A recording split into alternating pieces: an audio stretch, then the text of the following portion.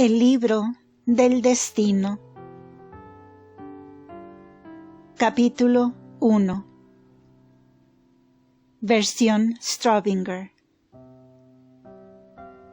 Revelación de Jesucristo, que Dios, para manifestar a sus siervos las cosas que pronto deben suceder, anunció y explicó por medio de su ángel a su siervo Juan, el cual testifica la palabra de Dios y el testimonio de Jesucristo, todo lo cual ha visto. Bienaventurado el que lee y los que escuchan las palabras de esta profecía y guardan las cosas en ella escritas, pues el momento está cerca.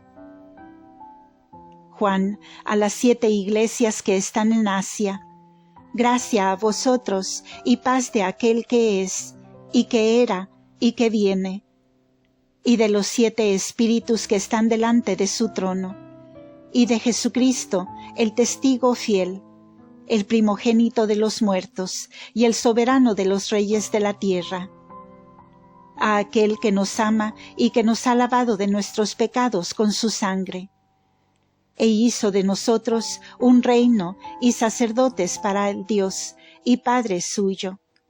A él sean la gloria y el imperio por los siglos de los siglos. Amén. Ved, viene con las nubes, y le verán todos los ojos, y aun los que le traspasaron, y harán luto por él todas las tribus de la tierra. Sí, así sea. Libro 1. El libro de los 7 sellos. Introducción. Autor, propósito y comisión. Primero, prólogo. Capítulo 1. Versículos 1 al 3. Versículo 1. El nombre Apocalipsis es naturalmente el título del libro, porque comienza con esa palabra, y lleva ese título en el canon de la Iglesia y en los manuscritos griegos más antiguos. San Irineo usa el término visión apocalíptica al comentar sobre sus revelaciones. La palabra significa revelación, y con justa razón, porque el libro revela verdades hasta ahora desconocidas al hombre.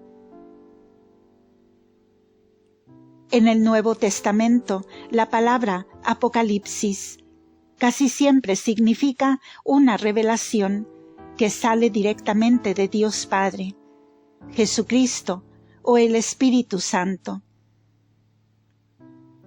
Representa un retirar del velo de verdades ocultas que permanecen cubiertas en misterio aún después de que la revelación se ha hecho. En sustancia, esas visiones son una revelación, pero una revelación cubierta en un manto de misterio. Están envueltas en una luz profética, y su contenido es mayormente de naturaleza escatológica. La palabra, por lo tanto, denota un misterio revelado, pero no desvelado completamente, hasta que la Iglesia llega cara a cara con los hechos relacionados. San Pablo sugiere que todas las revelaciones como tal son difíciles de interpretar. Debemos entonces esperar que estas revelaciones permanezcan en misterio hasta su cumplimiento. El complemento genitivo a la palabra Apocalipsis da precisión a su significado. Si Jesucristo es la fuente de la revelación, la palabra tiene un significado diferente a que si Él es el objeto. Lo primero es evidentemente la intención aquí, porque el contexto del versículo parece hacer a Jesucristo la causa y el sujeto. porque Dios le dio estas revelaciones para dárselas a conocer a sus siervos. Cristo habla en persona muchas veces, y Él dicta las 7 cartas. El capítulo 5 le da considerable luz a este parecer, porque allí el pequeño Cordero es el revelador y el ejecutor de las revelaciones. Pagó el precio de la redención del hombre en su sacrificio cruento. Adquirió para su naturaleza humana todas las prerrogativas divinas, y en su oblación incruenta, Él continúa, extiende y completa sus triunfos sacerdotales. Él es la cabeza de la Iglesia, el maestro y figura central de la historia, el Rey de Reyes y el vencedor sobre todos los poderes del mal. Como tal, Él se revela en esta profecía.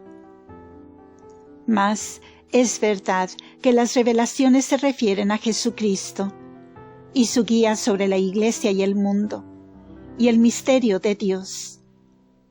Y el gran día de Dios Todopoderoso, mencionado a menudo por los profetas, conciernen a Cristo no menos que al Padre. De ahí que Jesucristo es también el objeto de estas revelaciones, que lo muestran en su gloriosa parusía. El libro es, por lo tanto, una revelación de Jesucristo y por Jesucristo. Por virtud de su unión hipostática, adquirió como hombre el derecho a tener todo el conocimiento divino necesario para su mediación entre Dios y hombre, y traer los frutos de la redención a todos los hombres. Posee la presciencia de todo lo que tiene que ver con la guía y destino del mundo. El propósito de su presciencia es aquí para hacer saber lo que traerá seguridad y consuelo a las comunidades cristianas y al individuo cristiano, en las terribles visitas que pronto afligirán a la Iglesia universal. Este libro, por lo tanto, es destinado a ser un mensaje de consuelo para todas las generaciones, mostrando qué triunfos Cristo ganará por medio de su Iglesia, en la fidelidad de sus siervos leales. El misterio de Dios revelado aquí debe suceder. No es el efecto de un destino ciego, sino una parte del diseño de Dios. Puede suceder porque Jesucristo ha sido sacrificado, haciendo posible una perpetua oblación en la Iglesia, a través del misterio por el cual Él llevará a conclusión todos los decretos de Dios. La victoria es de una segura certeza, que en esta primera época de la Iglesia Él revela como si sucedieran los eventos sucesivos que conducirán a su triunfo completo y final.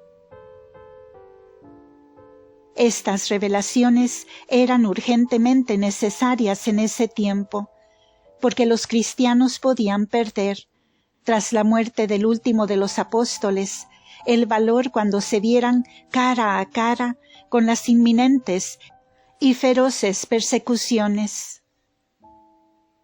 El cumplimiento de estas profecías comenzaría pronto, pero el intervalo de tiempo separando los muchos eventos sería para una futura revelación. Las palabras «al instante» no prometen un cumplimiento de toda la profecía a la vez, sino un inicio prontamente de su promulgación. No fue necesario para San Juan tener la perspectiva del tiempo para su cumplimiento. Solo necesitaba ser claro como era necesario para cualquier época crítica.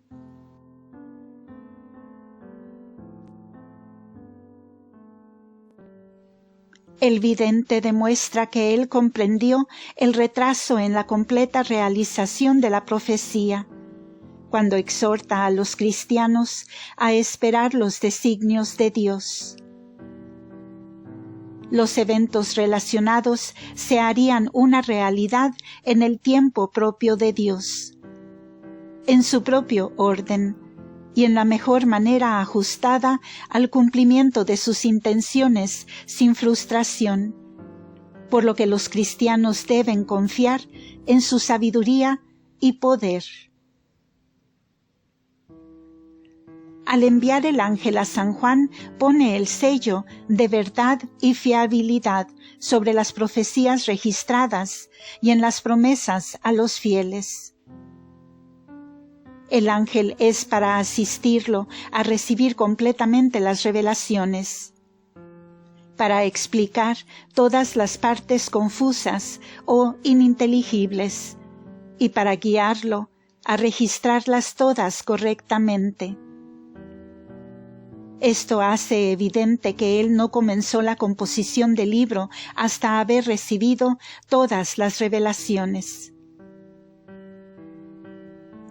El libro es una profecía en todo sentido.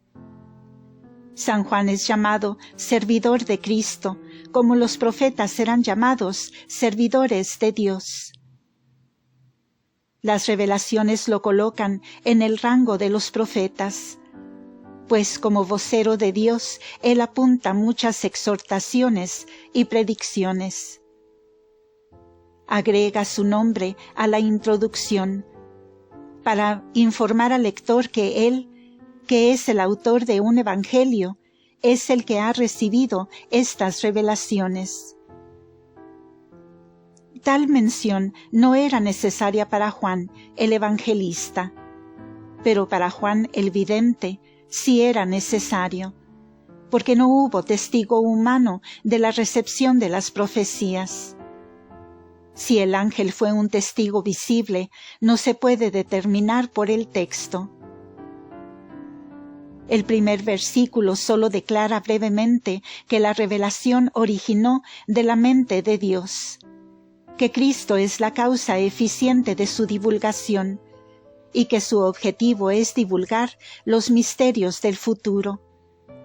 Los testigos son Dios, que dio las revelaciones a Jesucristo y envió a su ángel a asistir a San Juan, a recibir y dar a conocer las verdades a las comunidades cristianas.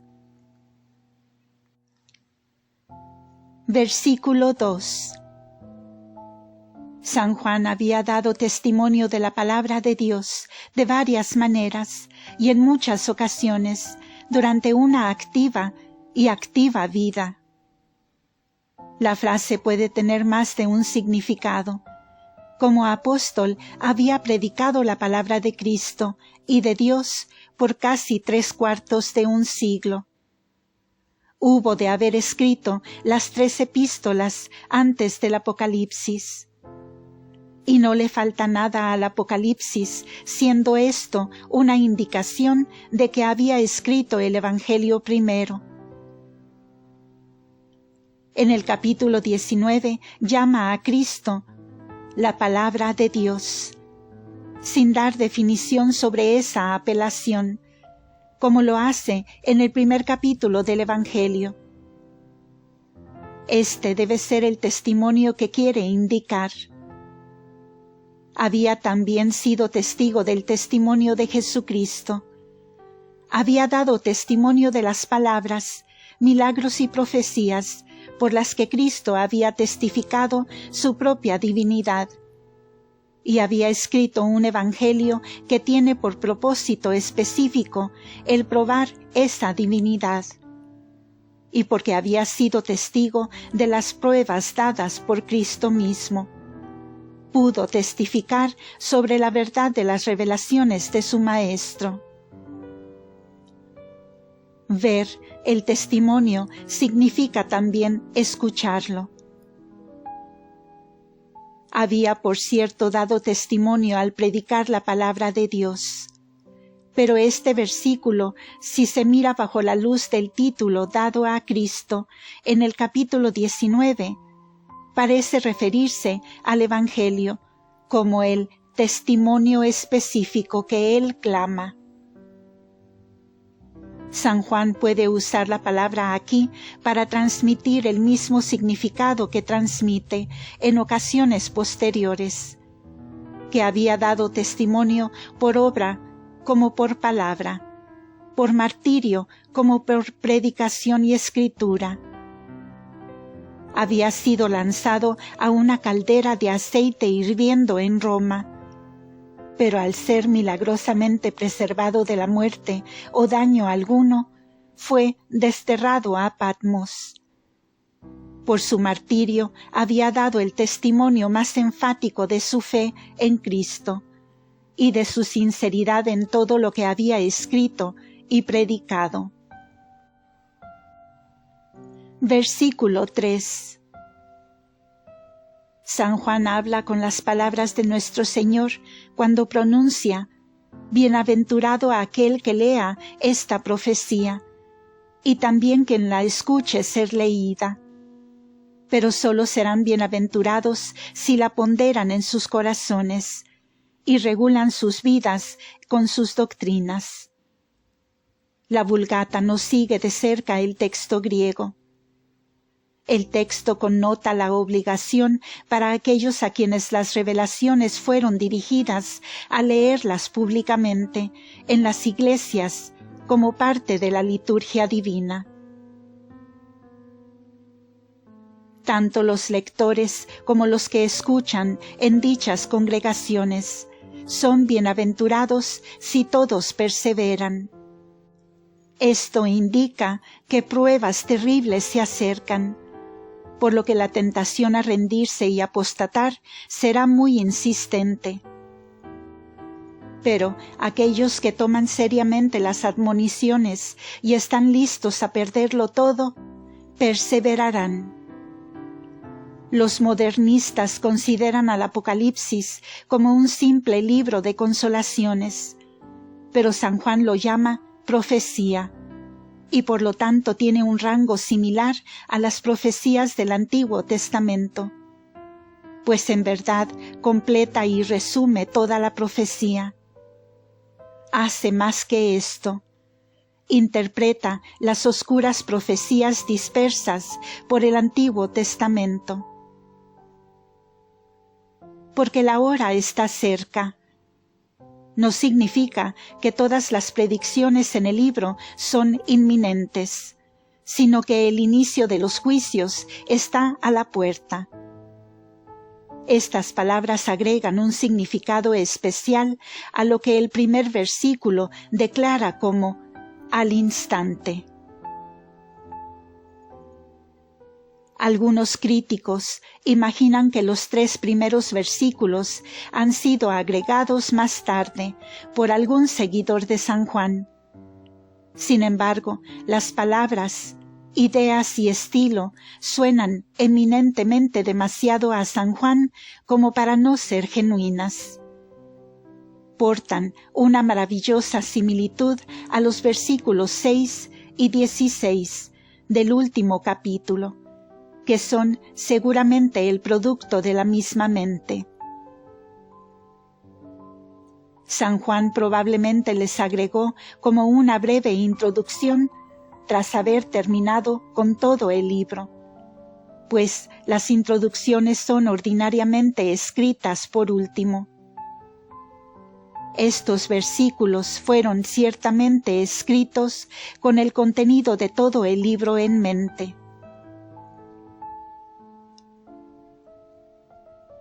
Fin de este episodio.